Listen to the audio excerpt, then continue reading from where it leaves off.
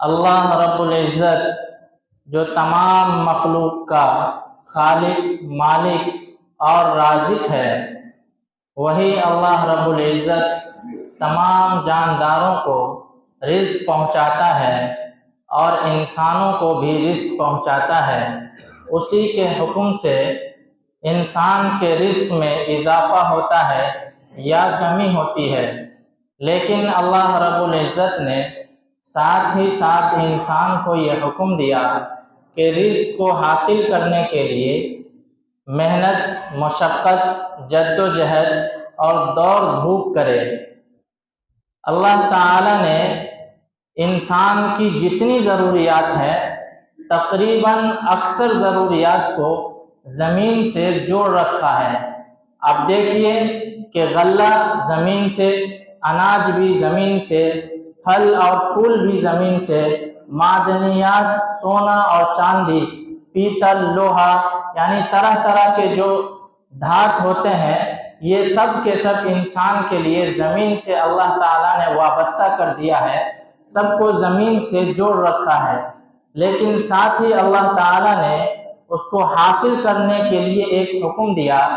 کہ اس کے لیے تمہیں محنت کرنی پڑے گی، مشقت اٹھانی پڑے گی، جد و جہد کرنی پڑے گی۔ لہذا انسان کو چاہیے کہ رزق کو حاصل کرنے کے لیے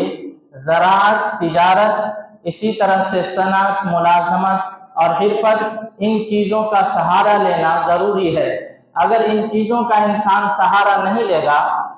تو پھر وہ یہ سمجھے گا کہ اللہ تعالیٰ نے رزق کی ذمہ داری اپنے لیے لے رکھی ہے کہ میں ہر ایک کو رزق پہنچاتا ہوں، اور یہ سوچ کر وہ اپنے گھر میں بیٹھا رہے گا، ظاہر سی بات ہے اس کے منہ میں لقمہ نہیں آ جائے گا، اس کے منہ کے اندر کھانا خود نہیں پہنچے گا، بلکہ اللہ نے قرآن کریم میں فرمایا هو الذی جعل لکم الارض ذلولا فامشوا فی مناکبها وکلوا من رزقہ، کہ تم کو اللہ تعالیٰ نے ایک ایسی مخلوق بنایا ہے کہ تمہارے لیے زمین کو تابع کر دیا ہے، یعنی زمین تمہارے حکم کے تابع ہے، تم اس کے سینے پر چلو اور اللہ کے دیے ہوئے رزق سے کھاؤ۔ پتہ یہ چلا۔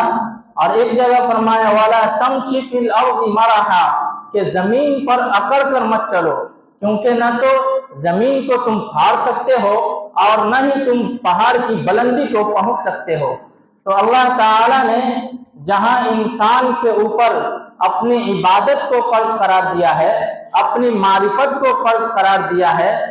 انسان کے لیے ضروری ہے کہ وہ اللہ کو جانے اور اللہ تعالیٰ نے جن چیزوں کو فرض کیا ہے ان کو جانے اور اس کو ادا کرے۔ ٹھیک اسی طرح اللہ تعالیٰ نے ایک انسان پر یہ بھی فرض کیا ہے کہ وہ اپنی روزی تلاش کرے اور اس کے لیے محنت کرے۔ چنانچہ اللہ تعالیٰ نے قرآن کریم میں خود فرمایا کہ نماز جمعہ کی ادائیگی کے بعد زمین میں پھیل جاؤ، روئے زمین میں پھیل جاؤ اور پھر اللہ کے فضل کو تلاش کرو۔ اللہ کے فضل سے مراد ہی ہوتا ہے یعنی اپنے رزق کو تلاش کرو۔ فَإِذَا قُضِيَتِ الصَّلَاةُ فَانتَشِرُوا فِي الْأَرْضِ، جب نماز پوری ہو جائے، جب نماز کو تم پڑھ لو، نماز ادا کر لو،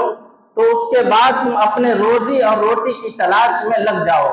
رزق کہتے ہی ہیں جس کو ہم اور آپ اپنی زبان میں روزی روٹی کہتے ہیں، یہی رزق کہلاتا ہے۔ تو اللہ تعالیٰ نے یہ حکم دیا اور صاف صاف حکم دیا کہ جس طرح عبادت ضروری ہے، اسی طرح روزی کا تلاش کرنا اور اس کے لیے محنت کرنا، مشقت کرنا بھی ضروری ہے۔ خود اللہ تعالیٰ نے اپنے برگزیدہ بندوں کو یعنی انبیاء کرام کو، رسولوں تک کو یہ حکم دیا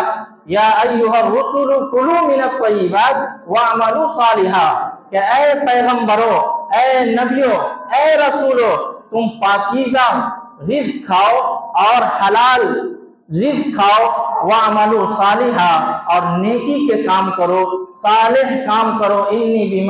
ان اللہ بما تعملون علیم، تم جو کچھ بھی کرتے ہو اللہ تعالیٰ اس کو جانتے ہیں۔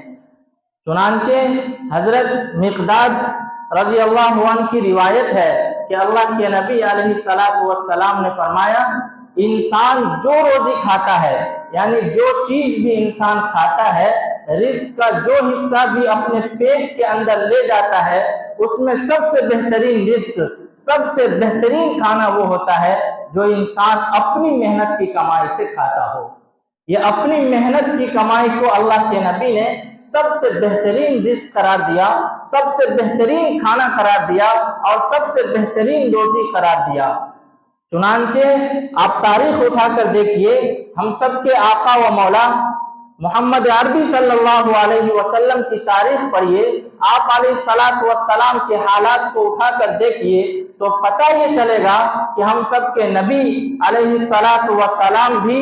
نبوت سے پہلے بذات خود سفر کیا کرتے تھے تجارت کے لیے، بذات خود تجارتی سفر پر جایا کرتے تھے، لیکن نبوت مل جانے کے بعد چونکہ آپ کی ذمہ داری بہت زیادہ بڑھ گئی، اس لیے آپ علیہ السلام بذات خود تو نہیں جاتے تھے لیکن تجارت میں حصہ لیتے تھے۔ تو پتہ یہ چلا، حضرت داؤد علیہ السلام کے بارے میں یہ بات آتی ہے، اللہ کے نبی نے فرمایا کہ وہ اپنے ہاتھ سے روزی کما کر کھاتے تھے، اور ہمارے نبی بھی روزی خود کماتے تھے، اپنی محنت سے کماتے تھے اور اس کو کھاتے تھے۔ تو اللہ تعالیٰ نے پیغمبروں کو بھی یہ حکم دیا اور عام انسانوں کو بھی، روئے زمین پر بسنے والے تمام انسانوں کو یہ حکم دیا وَقُلُوا مِمَّا رَزَقَكُمُ اللَّهُ حَلَالًا طَيِّبًا، کہ اللہ تعالیٰ نے تم کو جو حلال اور پاکیزہ رزق دیا ہے اس کو کھاؤ۔ وَاتَّقُوا اللَّهَ الَّذِي أَنْتُمْ بِهِ مُؤْمِنُونَ، اور اس اللہ سے ڈرو، اس خالق سے ڈرو، اس مالک سے ڈرو جس پر تم ایمان رکھتے ہو۔ پتہ یہ چلا کہ عبادت کرنا بھی فرض ہے اور حلال روزی کا کمانا بھی فرض ہے۔ چنانچہ حضرت عبداللہ بن زبیر ایک بڑے درجے کے صحابی ہیں، روایت کرتے ہیں، اللہ کے نبی علیہ السلام کا ارشاد نقل فرماتے ہیں، کہتے ہیں کہ تم میں سے کوئی شخص جنگل میں جائے اور لکڑی کاٹ کر گٹھر اپنے پیٹھ پر اٹھا کر لاد کر کے لائے اور اس کو فروخت کرے، یہ بہتر ہے اس سے کہ انسان کسی کے سامنے ہاتھ پھیلائے اور وہ اس کو دے یا منع کر دے۔ پتہ یہ چلا محنت کرنا، مشقت کرنا دین کے اندر بھی پسندیدہ ہے۔ جس طرح کی عبادت کرنا فرض ہے، اسی طرح روزی کا حاصل کرنا بھی فرض ہے۔